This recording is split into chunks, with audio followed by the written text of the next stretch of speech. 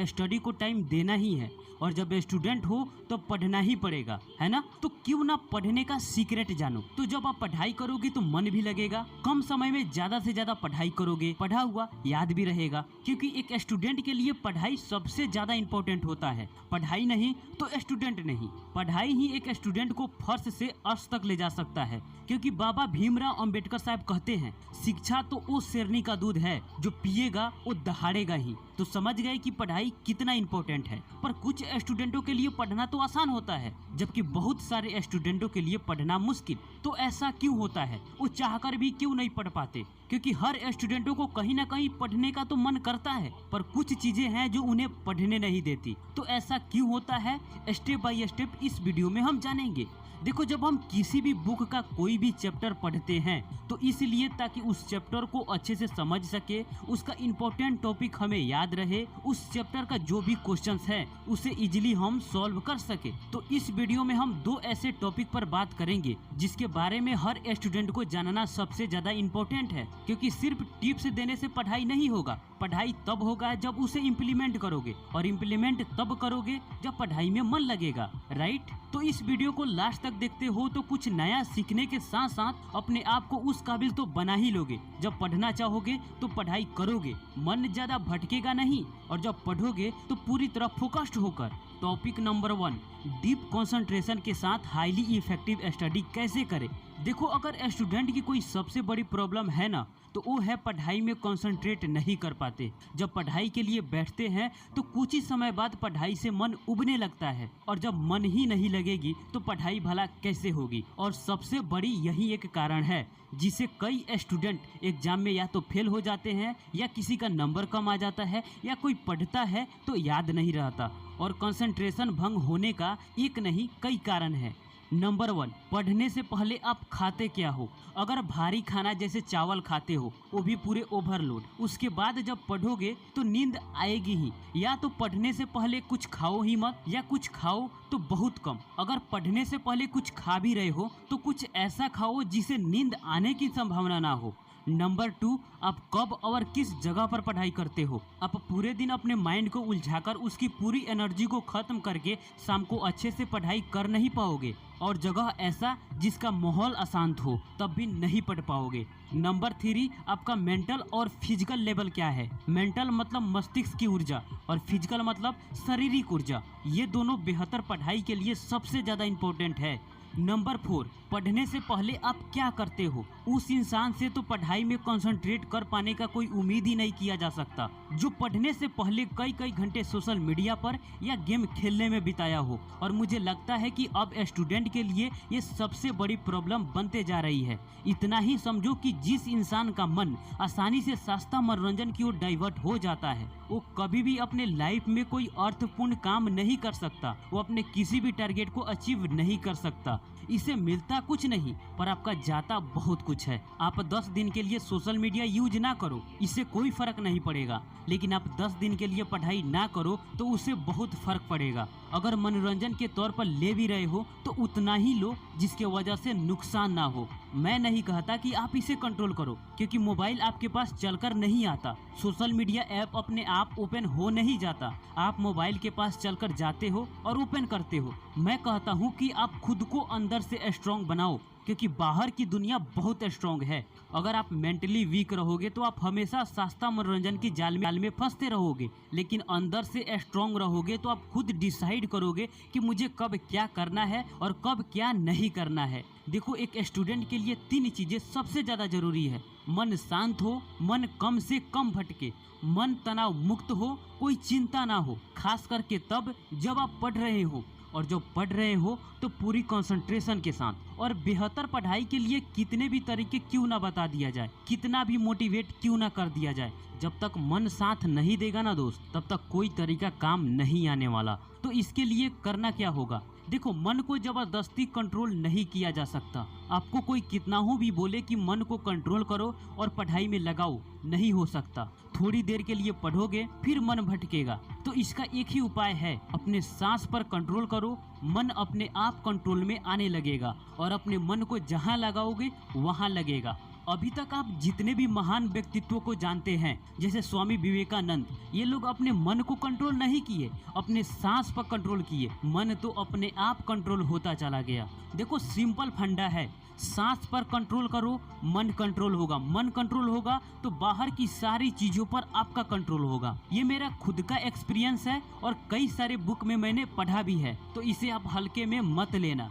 तो इसके लिए करना क्या होगा? प्राणायाम। देखो वैसे भी तो प्राणायाम कई प्रकार के होते हैं, लेकिन मैं आपको सिंपल तरीका बताऊंगा जिसे आप आसानी से कर पाओ और आपको मुश्किल ना लगे, क्योंकि बहुत सारे लोग इसे मुश्किल मानकर ही छोड़ देते हैं। इसे करना कब है? सुबह में खाली पेट। सबसे पहले इन 4 आसन में से किसी एक आसन में आपको बैठ जाना है। ये आसन सबसे परफेक्ट है, या जिस भी आसन में आप लंबे समय तक बैठ सकते हैं वो सही है। आपको तनकर बैठना है, पीठ और गर्दन सीधा होना चाहिए। देखो शरीर पर किसी भी प्रकार के तनाव मत डालो, वरना लंबे समय तक बैठना कठिन होगा। एकदम रिलैक्स हो जाओ। उसके बाद अपने आंख को बंद कर लेना है। आप चाहें तो अपनी दृष्टि को नाक के नोक पर केंद्रित कर सकते हैं। ये थोड़ा मुश्किल है क्योंकि आंख में दर्द होने लगता है। ये आप कर सकते हो तो अच्छी बात है, वरना आप सिंपल कर सकते हो।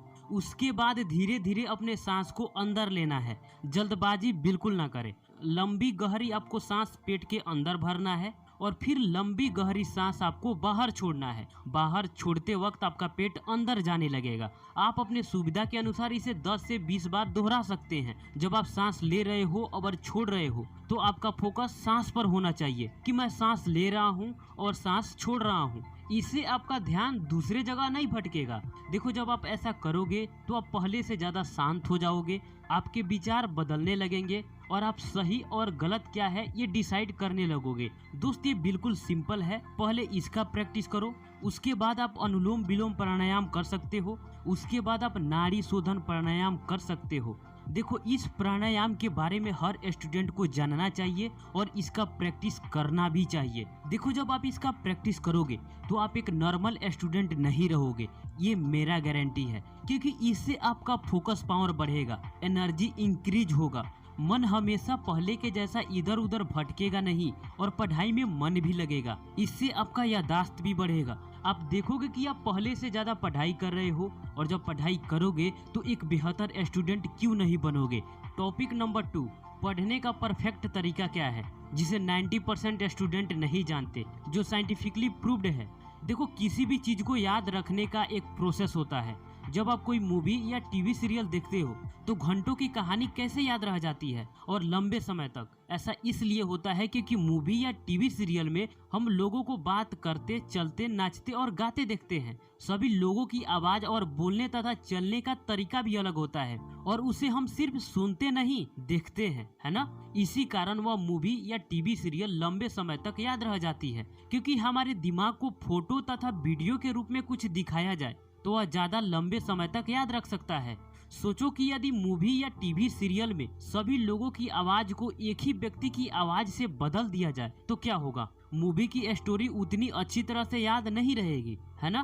ठीक ऐसा ही पढ़ाई के साथ होता है। पढ़ाई की कोई आवाज नहीं होता, कोई चेहरा नहीं होता, कोई वीडियो नहीं होता, सिर्फ किताबें होती है और उसमें टेक्स्ट होते हैं। इसलिए उन्हें याद रखना थोड़ा मुश्किल होता है, लेकिन हमारे दिमाग में टेक्स्ट को याद रखने का एक फार्मूला होता है, जिसके वजह से हम अपने दिमाग में पढ़ाई को भी लंबे समय तक याद रख सकते हैं। पढ़ाई करने का फार्मूला क्या है? जो स्टूडेंट एग्जाम में अच्छे मार्क्स लाते हैं वह पढ़ाई करने का एक प्रोसेस को फॉलो करते हैं। इसमें कुछ निश्चित स्टेप होते हैं जिन्हें पढ़ते टाइम फॉलो करना होता है। ज़्यादा मुश्किल नहीं है, बहुत आसान है। तो वो फार्मूला क्या है? उस फार्मूला का शॉर्ट फॉर्म है SQ3R।